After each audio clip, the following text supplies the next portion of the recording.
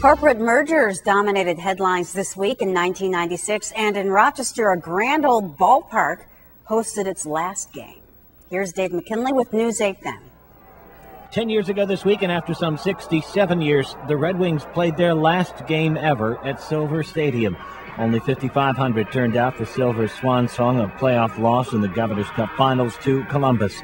This was back when the era of the mega merger was upon us. Gillette and Duracell and Time Warner and Turner Broadcasting among the financial marriages made this week in 1996. 20 years ago this week, with incumbent Governor Mario Cuomo declining to debate him any more than once, his Republican challenger took to carrying around a cardboard likeness of Cuomo around the state, engaging it in various forms of conversation. Mario Cuomo is giving another speech. You might not remember much about Andrew O'Rourke, but you might well remember some of those ads he began airing. But Mario Cuomo is too smart a politician to get off his high horse and debate. For his ill-fated campaign for the governor's mansion this week in 1986. 30 years ago this week, when you could still buy a brand new Ford Maverick, the county legislature, including a youthful John Stanwyck, seen here long before that water authority gig was even a gleam in his eye, gave the green light to what would become one of the biggest boondoggles in these parts for quite some time.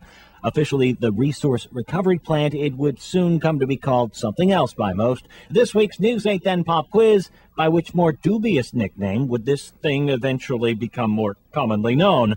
Remember, this was back in the days when we were much less particular in the ways we might handle a cache of toxic chemicals. Let's see, this looks okay. That's not too bad, but boy, you might want to go easy with that one. Mask anyone? Apparently not.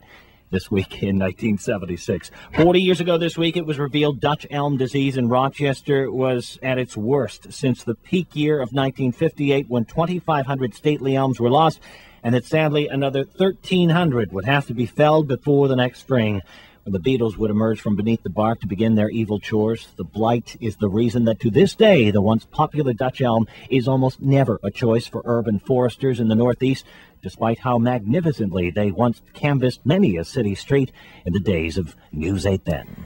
And here's the answer to the News 8 Then Pop Quiz. Monroe County's Resource Recovery Plan became more commonly called the Big Blue Elephant because it never worked right after millions were approved to build it 30 years ago.